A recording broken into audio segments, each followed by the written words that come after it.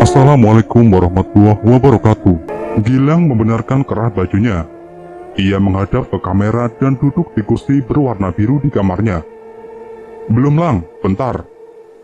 Satria memfokuskan kamera pada wajah temannya itu. Gue rasa penting ngebagiin pengalaman mengerikan ini ke teman-teman semua. Langsung aja. Kejadian ini terjadi sekitar 3 hari yang lalu. Saat itu kami lembur. Gue pulang malam dari Sudimara. Kamu aja naik kereta. Gilang menyilangkan kakinya mengubah posisi duduk.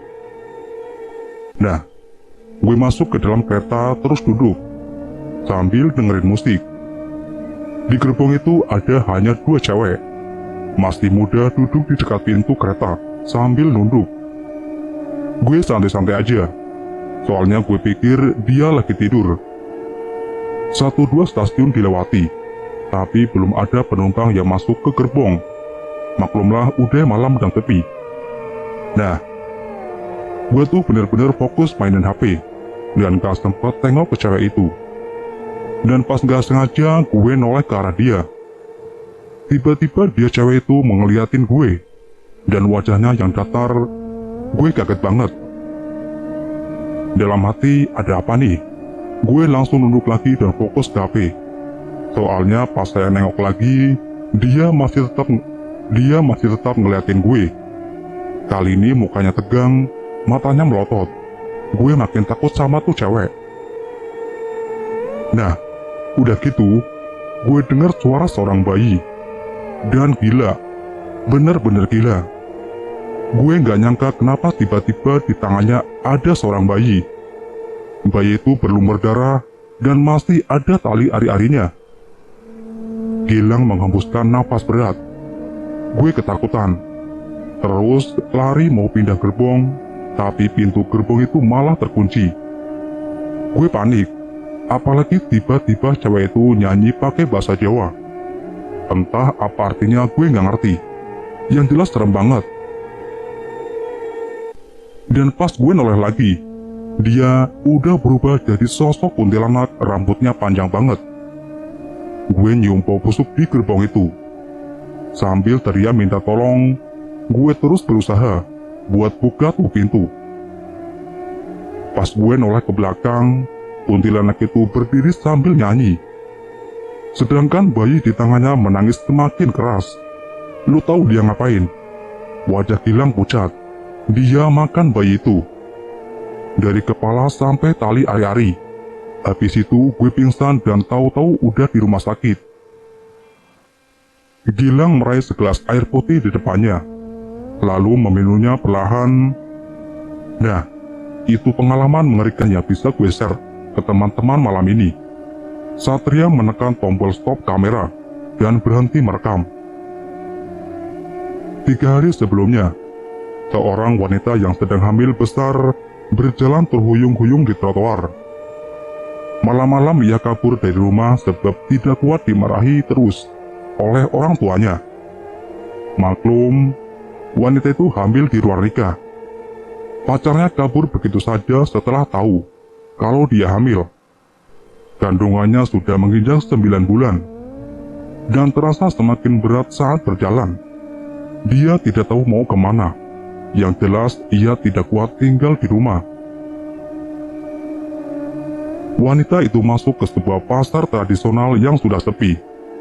Di depan toko yang sudah tutup, dia duduk sambil bersandar. Rasanya tidak sanggup lagi berjalan. Tangan kanannya memegang perut yang besar.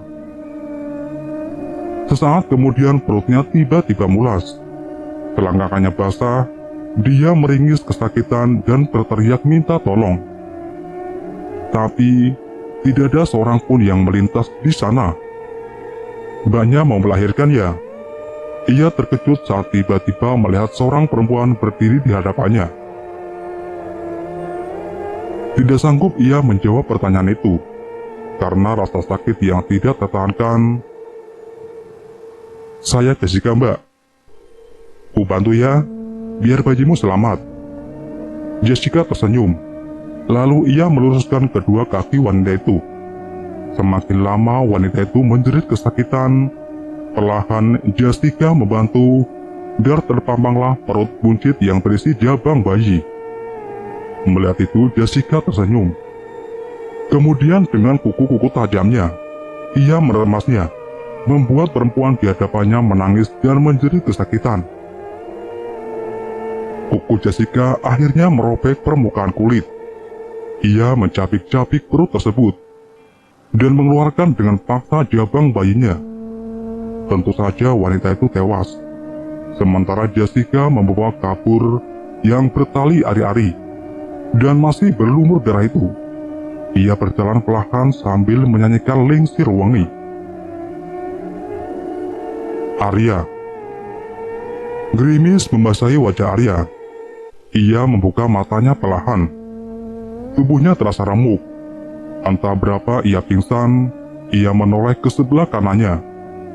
Di sana terkapar 2 orang gila yang tewas ia tikam.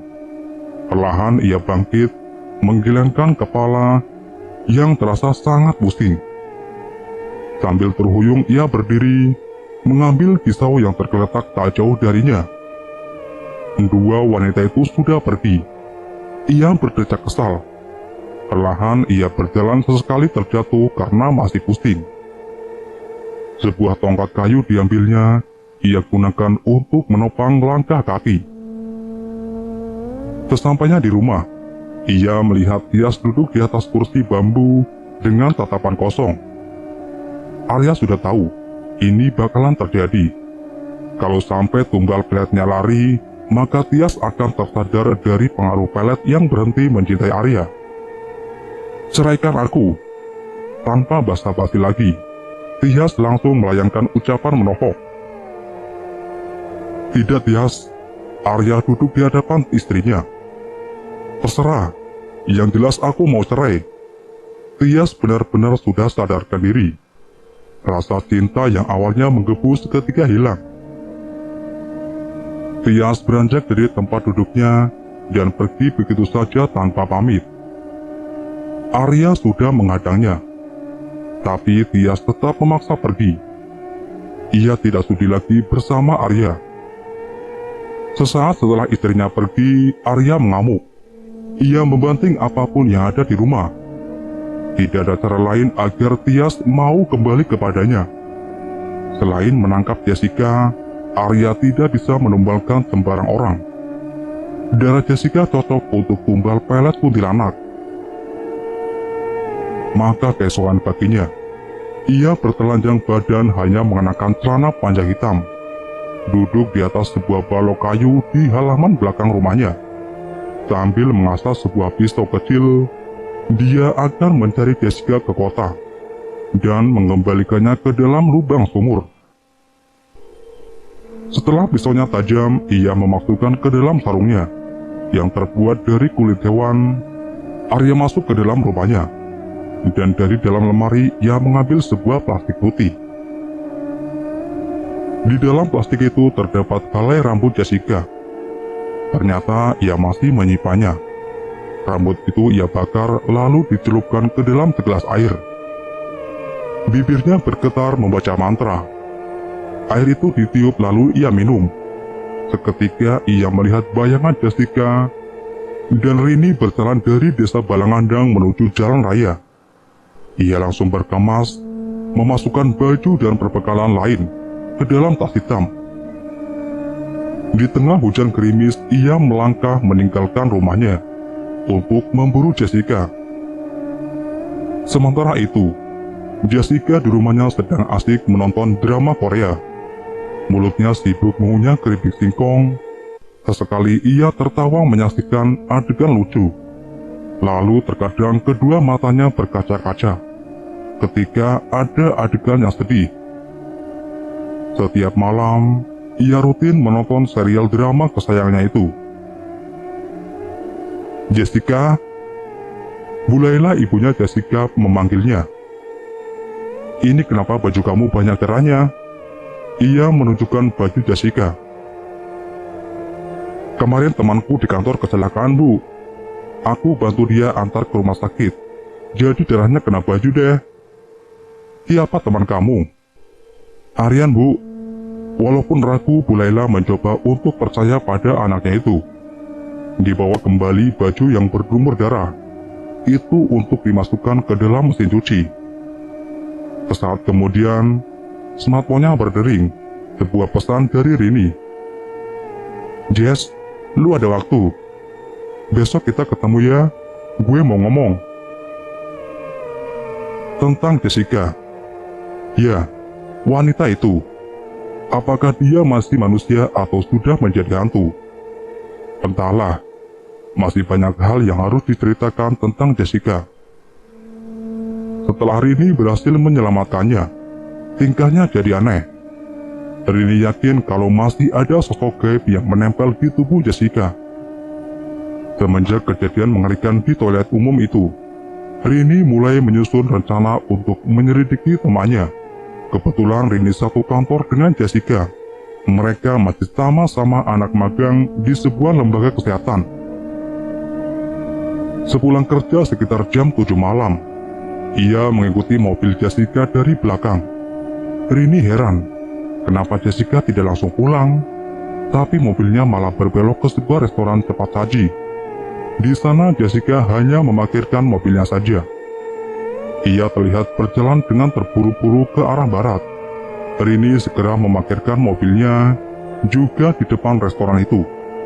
Kemudian berlari mengejar temannya.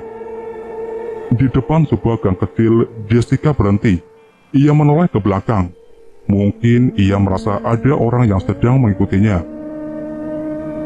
Tapi dia tidak melihat siapapun, karena Rini dengan cekatan bersembunyi di balik sebuah dinding.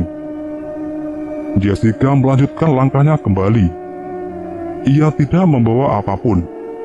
Jaket jeans biru yang ia kenakan terlihat jelas saat-saat ia melintasi lampu jalanan. Rini terus mengikuti langkah Jessica, hingga akhirnya ia berhenti di sebuah gang. Di sana ada seorang lelaki yang tidak asing bagi Rini. "Tommy," gumam Rini. Lelaki itu adalah karyawan senior di kantor. Akhir-akhir ini Jessica memang baru jadian dengan Tommy. Tapi kenapa harus bertemu di tempat sepi seperti ini? Rini semakin penasaran saja. Mereka masuk ke dalam gang kecil itu. Pelan-pelan Rini mendekat namun tidak ikut masuk karena ia tahu Tommy dan Jessica masih berdiri di balik gang itu. Bayangan mereka terlihat jelas terpantul pada dinding. Mereka sedang berjumbu. Lalu terdengar teriakan Tommy seperti sedang kesakitan. Dari bayangan itu terlihat tubuh Jessica membesar. Rambutnya tergerai panjang, mulutnya terbuka lebar, melahap bulat-bulat tubuh Tommy. Rini terkejut. Ia hendak berteriak, tapi tangannya refleks menutup mulut. Rini bergegas kabur. Ia ketakutan. Walau kabar tentang hilangnya Tommy menyeruak kemana-mana, Rini tetap tutup mulut atas apa yang pernah ia lihat malam itu. Setelah melihat kejadian itu, Rini mendatangi orang pintar. Ia meminta bantuan agar makhluk gaib yang menempel pada Jessica bisa hilang. Adalah Eyang Dimas, seorang dukun sakti yang namanya sudah terkenal di mana-mana. Kebetulan rumah Eyang Dimas tidak terlalu jauh dari Jakarta, sehingga Rini dapat dengan mudahnya mendatanginya. Rumah Eyang Dimas ini terbilang megah dan klasik. Banyak patung-patung bernuansa Romawi di rumahnya. Eyang Dimas tidak mengenakan belangkon seperti dukun pada umumnya. Ia sangat sederhana, hanya mengenakan kaos putih tipis dan sarung warna biru. Rini diantar sopir pribadinya masuk ke dalam rumah itu. Mereka disambut hangat oleh Eyang Dimas. "Ini foto teman saya, Eyang. Seperti ada makhluk gaib yang mengendalikannya." Eyang Dimas malah tertawa. "Kau benar. Memang ada makhluk gaib dalam tubuh temanmu itu. Begini, Eyang bisa merasakan energi gaib yang ada dalam tubuh temanmu. Sangat kuat. Eyang belum bisa bantu, tapi Eyang bisa sarankan kamu untuk menemui guru Eyang yang ada di Gunung Karang. Dia pasti bisa membantumu." "Gunung Karang? Di mana itu Eyang? Di Banten. Dan guru Eyang namanya Abah Surnaji. Dia sudah sangat tua, tapi juga sangat sakti. Setiap malam Jumat banyak yang mengunjunginya untuk meminta kesembuhan. Kau datang saja ke sana, bawa temanmu. Eyang, aku sebenarnya takut dengan Jessica, sebab aku pernah melihatnya memakan manusia bulat-bulat. Eyang Dimas tertawa lagi. Kau tenang saja. Ia mengeluarkan sebuah jimat berbentuk bulat yang terbuat dari kayu. Pegang ini, maka dia tidak akan bisa menyakitimu. Terima kasih banyak, Eyang. Sama-sama. Eyang hanya bisa memberi penangkal saja, tapi tidak sanggup menyembuhkan temanmu. Segera bawa dia ke Abah Sarnaji. Baik, Eyang. Terima kasih atas arahannya. Rini tertunduk dan undur diri. Malam itu juga ia bergegas mengirim pesan singkat pada Jessica. Jess, lu ada waktu? Besok kita ketemu ya. Gue mau ngomong. Pendakian. Kemana? Tanya Jessica. Rini tidak memberitahu Jessica kalau ia akan mengobati temannya itu. Pagi itu mereka bertemu di sebuah taman yang kebetulan sedang ramai pengunjungnya. Taman itu dekat dengan rumah Jessica. Iya, udah lama kita nggak jalan-jalan bareng lagi. Timpal Rini. Seru juga ya, Rin? Kemana kemahnya? Gunung Karang. Wah, ayo. Kapan kira-kira? Besok gimana? Gue udah hubungin gue di sana, yang nanti bakal bantu kita. Gue kok baru dengar gunung itu ya? Emang ada orang yang kemah ke sana? Banyak, Jess. Jadi kita bisa seru-seruan bareng di sana. Gue jamin pasti bakal seru. Sama siapa kita ke sana? Berdua aja, Jess. Lagian pacar lo kan hilang. Rini menyinggung lelaki yang pernah dimakan Jessica. Oke deh. Besok kita berangkat ya. Ombi seorang guide yang akan membawa mereka ke kediaman Abah Sarnaji, orang sakti yang akan mengobati Jessica. Hari memang sudah mau gelap saat mereka baru tiba di kaki Gunung Karang. Tapi Ombi bilang kalau hal ini tidak jadi masalah, karena dia sudah terbiasa mengantar orang mendaki di malam hari. Dan semua aman-aman saja, walau hanya bermodalkan senter. Beberapa kali mereka berhenti untuk istirahat. Rini dan Jessica menggendong tas gunung yang berisi peralatan kemah dan makanan. Ombi berada di barisan paling belakang, sedangkan Rini di paling depan. Mereka menyusuri jalan setapak yang menjadi satu-satunya jalur pendakian.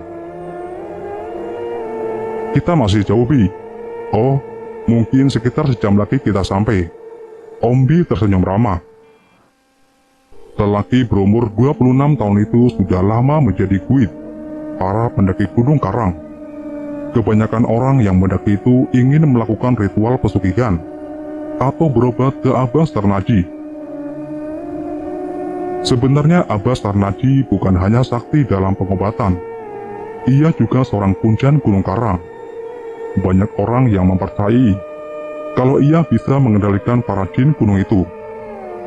Penyakit yang bisa disembuhkan Abah Sarnaji beragam. Dari mulai penyakit medis sampai penyakit yang didapatkan karena santet atau pelet.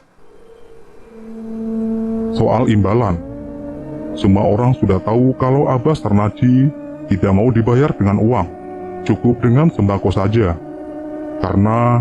Karena Abah Sarnaji tinggal sendiri di gunung itu, jadi uang tidak berharga baginya. Sekitar 1 jam kemudian, akhirnya mereka tiba di sebuah gubuk rumah. Cahaya lampu cantik terlihat dari jendelanya. Ada 2 batang pohon kecapi di halaman. Malam itu bukan hanya mereka saja yang berkunjung ke rumah Abah Sarnaji. Terlihat 2 orang lelaki sedang mengetuk pintu. Mana tempat kemahnya, Rin? Perkemahnya masih jauh, Jess. Malam ini kita nginep dulu ya, Jess, di rumah Abah Sarnaji. Siapa dia? Jessica penasaran. Dia kuncen gunung ini. Mbak, tenang saja ya. Dia orang yang baik kok, kata Ombi. Jessica tidak curiga sedikit pun kalau ia mau diobati kuncen. Ia penjaga gunung, Mbak, tambah Ombi. Oh, iya, gue baru ingat. Oke deh, gue ikut lu aja.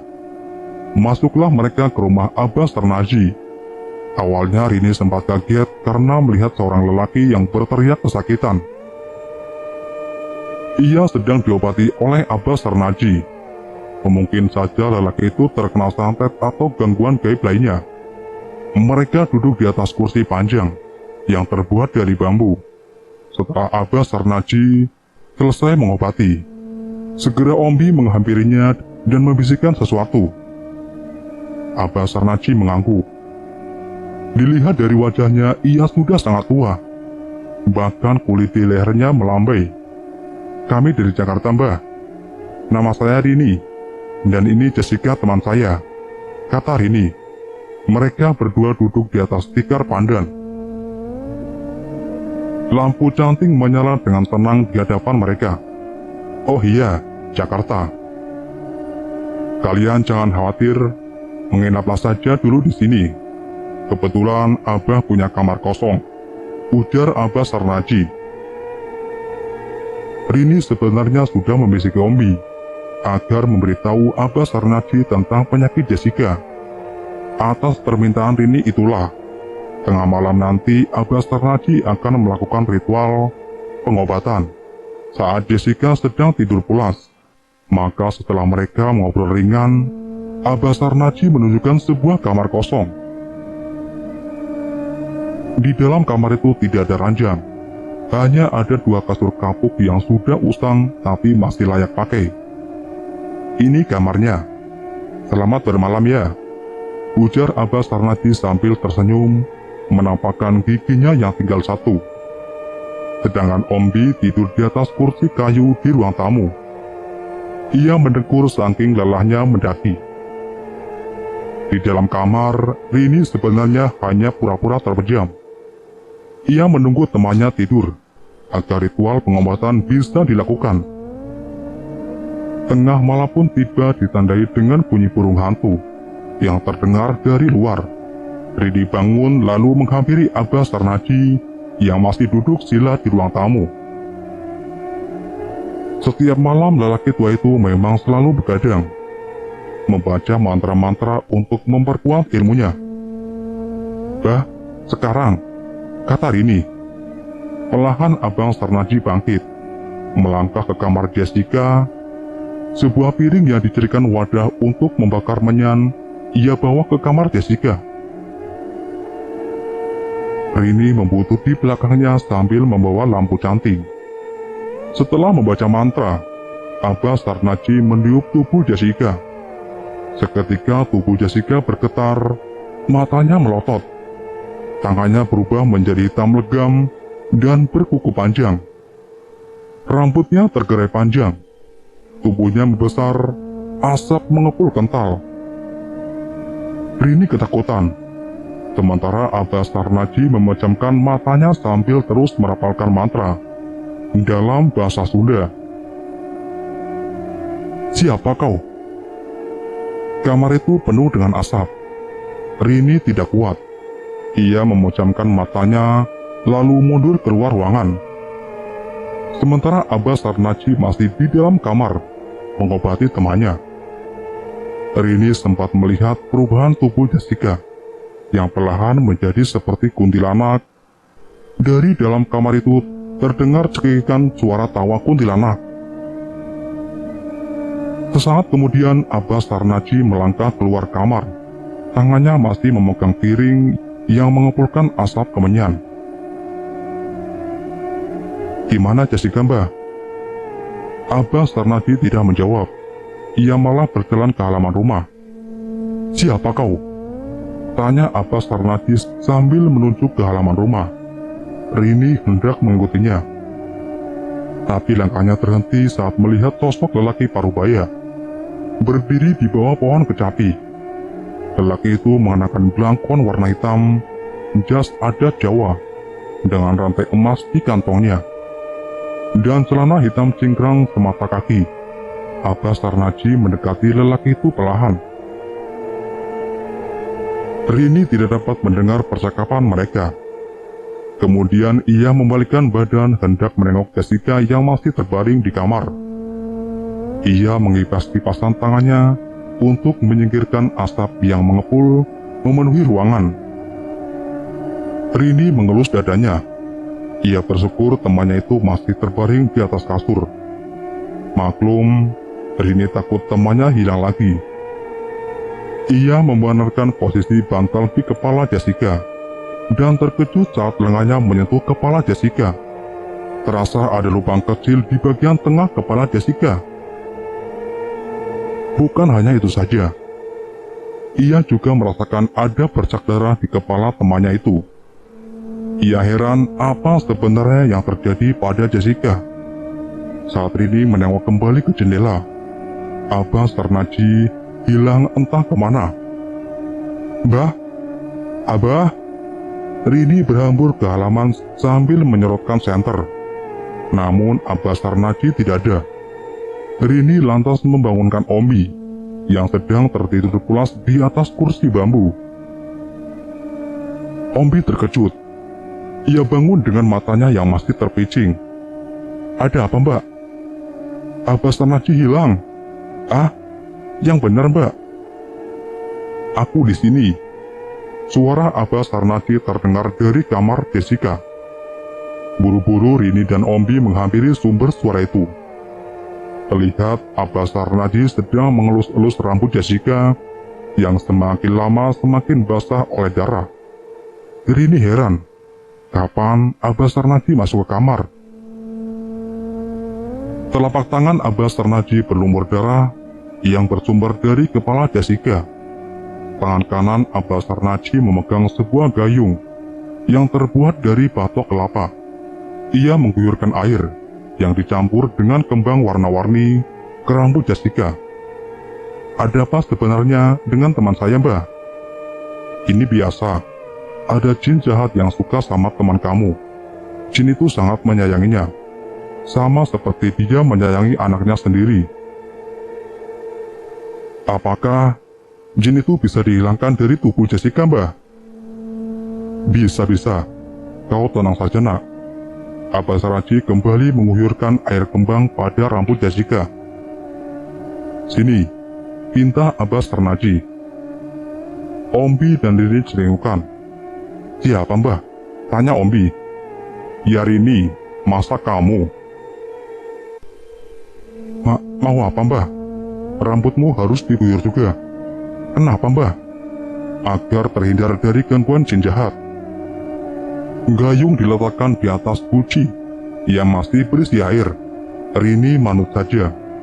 Ia membuka ikat rambutnya. Tergerelah rambut yang sebahu itu. "Berlutut," pinta Abbas Tarnaji. Ia kemudian menyibakkan rambut Rini ke depan hingga menutupi wajah Rini. Segayung air kembang diguyurkan pada rambut Rini. Ia sontak saja bergidik merasakan dingin di pundak. Setelah Abbas Tarnaji selesai menyiram rambut Rini, tiba-tiba Jessica sadar. Ia perlahan bangkit dari tidurnya dan duduk bersandar pada dinding bilik. "Jess, lu udah sadar?" Rini senang melihat temannya sudah sadar. "Gue kenapa, Rin?" kata Jessica sambil memegangi kepalanya yang masih pusing. "Lu tenang aja, Jess. Ada makhluk gaib yang nempelin lu. Dan Abbas Tarnaji baru aja ngobatin lu." Jessica masih belum bisa mencerna apa yang dikatakan temannya itu. "Nak, setelah ini masih ada satu ritual lagi yang harus dilakukan." "Apa itu, Bah?" "Berziarah ke makam keramat." "Di mana itu, Bah?" tanya Rini. "Tidak jauh dari sini." Maka malam itu juga mereka pergi ke makam keramat. Abbas Tarnaji berada di barisan paling depan, sedangkan Ombi di paling belakang. Rini memapah Jessica, sebab langkah temannya itu masih terhuyung-huyung. Sebenarnya Jessica masih belum mengerti apa yang sedang terjadi. Ia manut saja pada Rini. Di barisan depan, Abah Sarnaji membawa obor sebagai penerang. Tapi Rini dan Ombi tetap menyalakan senternya untuk menerangi langkah mereka karena takut ada ular di tengah jalan. Mereka menyusuri semak-semak yang tampaknya tidak pernah dilintasi manusia. Pohon-pohon besar mengelilingi mereka. Dan sesaat kemudian, ketika Rini menoleh ke belakang, Ombi tiba-tiba hilang. Ombi bah, Ombi kemana? Rini sangat terkejut saat melihat ke barisan depan. Abah Sarnaji pun hilang. Abah, bah, Rini berteriak mencari keberadaan Abah Sarnaji. Ia menyorotkan senter ke segala arah, namun mereka tidak ada. Kemana mereka?